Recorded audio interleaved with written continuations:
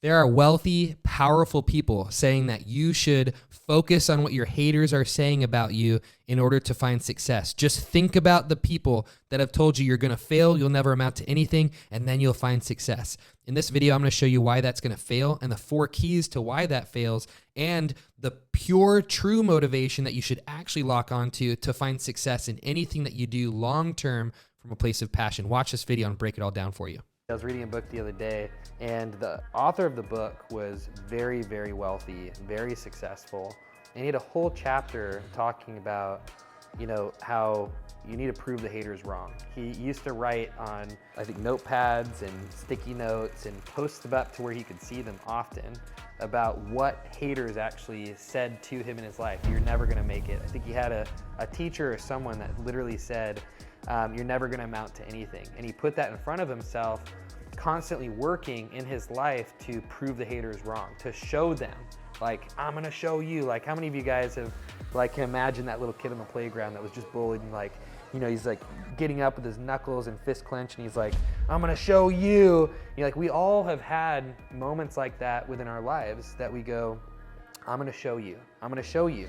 It's this deep inner child that's screaming to say, like, I am enough, I am good, I am accepted, I am loved. And we think that if we show these people and we show these haters how wrong they are, one, it's gonna punish them, so they'll never behave that way again with anybody else. So we believe punishing them is gonna set the record straight with them.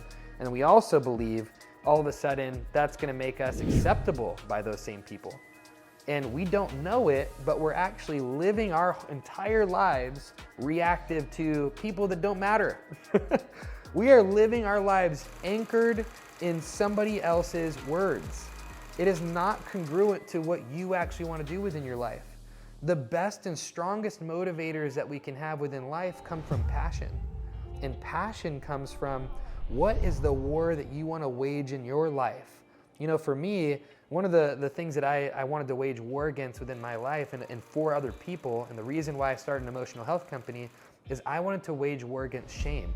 I was so destroyed by shame within my life. I had eating disorders. I used to throw up after meals all the time. I remember being extremely rejected by women, by kids on the playground. I used to be told I was fat. I had my girlfriend of 2 years dump me the day before Valentine's Day when I was 15. And I blamed it on me being fat because I'd been made fun of for being fat for so long. And I watched my brother, who was physically ripped and in shape, which you guys have seen on YouTube, and don't say you haven't thought it. He's a ripped guy. He's like a really good looking dude. But I watched how he got so much conditional love and attention from girls, from people, and I gave credit to his looks. I gave credit to his physical shape, and I gave credit to the muscles. And I honestly believed if at some point I could lose weight, then I would be accepted and loved. And I internally made a vow to never be fat again. And what I did by doing that was I basically said, that chubby 12-year-old version of myself is deserving of being rejected. And furthermore, I reject that boy because I never want to be him again, because I believe he is not lovable, not acceptable. And so I basically built an entire season of life for I think 10 years, waging war against that 12-year-old chubby boy. And still, even though I got an 8-pack, and even though I got super ripped, and even though I lost 100 pounds within a year and a half, I still hated the person in the mirror. I still hated myself. It wasn't enough. That motivator led me to a place where the well would always be dry. That's the truth though. When we make our motivator within our lives to prove everybody else wrong, we will never win, because there's always going to be someone that's rejecting us. There's always going to be someone that is against us. There's always going to be someone that disagrees with us. And so we're going to have to keep raising that standard, because the standard will always keep growing, and you will never be enough by that standard. And the truth is that the only way you will ever win is if you are being congruent with yourself. You are being fully you. So for me, I had to ask those questions. If I could wage war against one thing in my life, the rest of my life, what would I want to wage war against? Well, I want to see people never have to suffer from shame, from rejection, from self-hatred. So I built a company around that. And with my other companies, I still bring those values into the way that I coach my team. I still bring those values into the way I have human-human interactions. I still bring those core values and those things I'm waging war against into videos and content like this, because that's had the biggest marking impact on my life. And the truth is that I wouldn't enjoy business, I wouldn't enjoy anything else unless I was positively impacting human beings. And so that's something that I really care about. And I have to make sure it's always something that I'm engaging with anytime I do anything. When the truth is, when we live reactive to the haters, we're actually validating that what they said about us is true, because it wouldn't carry any weight if we didn't believe it was true. You know, they said that and you're like, okay, that's not true, but that's fine, doesn't have any impact on me.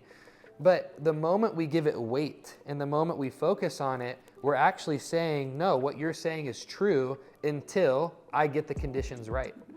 And what we're doing is we're actually signing an unwritten contract to ourselves saying, I won't love you until the conditions are right. And those conditions that we received are not, we didn't build them ourselves. We didn't actually say, here are the conditions that I want for my life. We allowed other people to give us those conditions. And we're living somebody else's life and somebody else's value systems. And then you get to 50 years old building this massive empire and all these cool things around you, and everybody else thinks it's really cool, but you feel empty inside. Why is that? Because you were living somebody else's fucking life. That's why, okay? You have to live your own life. The way you do that is you go, what do I want? Not the money, not all that bullshit stuff that doesn't actually satisfy. What do you want? Money's okay, by the way. But I'm saying, what do you want on the earth? What's the vision you have for your life? You have to get vulnerable with yourself. What does your heart want in life? What is the legacy you want to leave where people know you? Like if you were to think about your tombstone after you die, what would you want people to say about you at your funeral? What would you want to be written on your tombstone?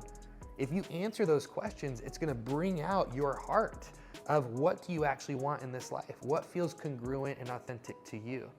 That's gonna begin the process of you actually unfolding a vision for your life. Not just a business vision, but a vision for your life. And then with that life vision, you can start to unravel and unpack and go, oh, here's how I get there. You can break that down into its steps. But first you have to get so connected to you. That's gonna probably involve you facing the fact that you've rejected yourself, you've hated yourself, you've conditionally loved yourself.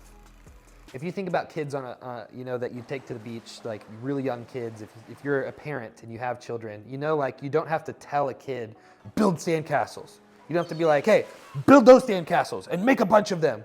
You don't have to have this whip that you whip children with to make them go build sandcastles, right? They're doing it because it's fun and they're playing. But then all of a sudden that boy might grow up and all of a sudden he enters into the real world, and now he is drawing out building plans. He is building and constructing homes, but he might enter into that state where he's like, I have to do this. And there's this weird energy that starts to come in our society that we enter into have tos, shoulds, I need to. And we're driven by all these external factors and some of those unhealthy motivators of I'm gonna show everybody else that they're wrong, I'm gonna make something of myself. But the truth is they lost that thing that has unlimited capacity to build. That childlike part of us that actually has wonder, thinks that the world is awesome, thinks that there's unlimited options available, and builds because they don't want the world to suffer not experiencing the gift they have to bring to the table, right? So for me, I'm not gonna enter into laziness ever in my life because I know that I have valuable things to bring to the world. But I'm also gonna do my best in my life to not enter into performance to prove the haters wrong or to get things right just because it's right. I wanna actually get really connected to what do I want, what am I passionate about, what vision do I have on the earth, and what do I want to build? And then I'm going to set up things within my life to accomplish those very things. And so I wanna ask you, what do you actually want? What do you actually want in your life?